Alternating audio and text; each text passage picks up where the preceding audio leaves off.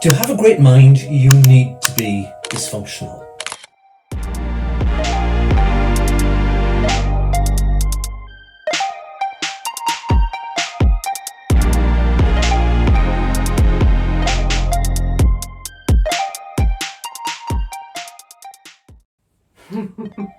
Or autistic or something, maybe. When you look at the greatest minds, Einstein, first guy that pops into most people's head. Yeah. That guy must have been very hard to live with. He was obsessive. He would go into his head in solitude. He would lock himself away and he would do these thought experiments, thinking of stuff. Wow. Could you imagine living with somebody like that? If that person was I your think partner, I do. and you kind of go, would you get the bins out? You know, you're supposed to collect the kids, and you go, no, I'm just thinking of astrophysics. I don't think that was really a problem for Einstein, though, in fairness. I think, I read this book about Einstein years ago, and its theory was basically that he had autism, you know. Probably, wouldn't have been diagnosed then. Yeah, because in school they thought he was stupid, he couldn't be taught, you know, so they put him out of school. Oh yeah, yeah. And he became the world's greatest genius. Well, his name means genius in modern day time. Does it? Well, it parallels, like when we say, you know, you're like an Einstein. Yeah, you little Einstein. Yeah, nobody's ever going to say you're like a Leijen or a Gill. Or a Gill, yeah. I mean, that you're not intelligent. Not yet. Yeah, but even other great minds like Beethoven, brilliant composer.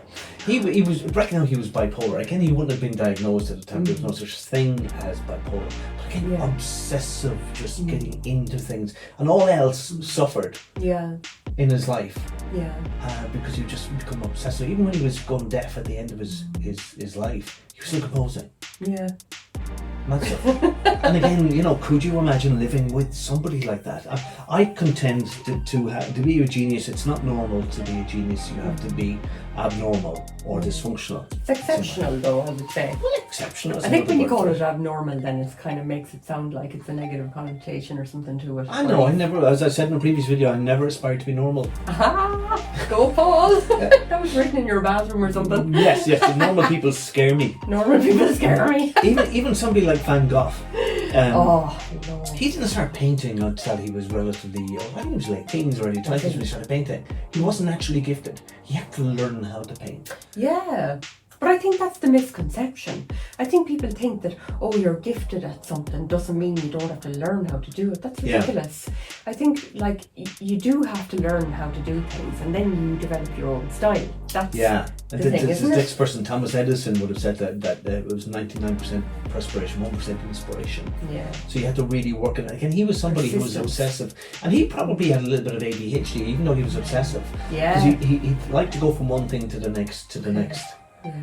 He created a lot of things, didn't he? He did, and he took out more patents on things, even things that never came to fruition. Yeah, somebody found one of his books, didn't he? Yeah, he's famous for failing at stuff. Yeah.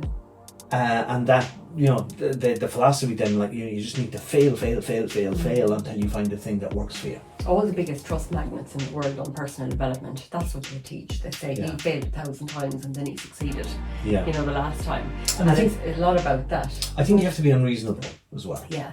Well, you cannot think with logic when it comes to something like wanting to achieve a specific goal that other people will tell you, no, you can't do that, that's ridiculous. There's too many people in the market already, it's saturated, whatever.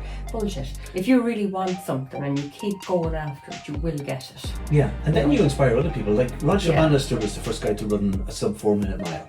Yeah. Scientists and doctors said it's not possible, you'll die, the lungs, the heart is not able for it. Thing was that after he ran that first sub 4 minute mile, I think it was 3 minutes 59.59 or something, which is not.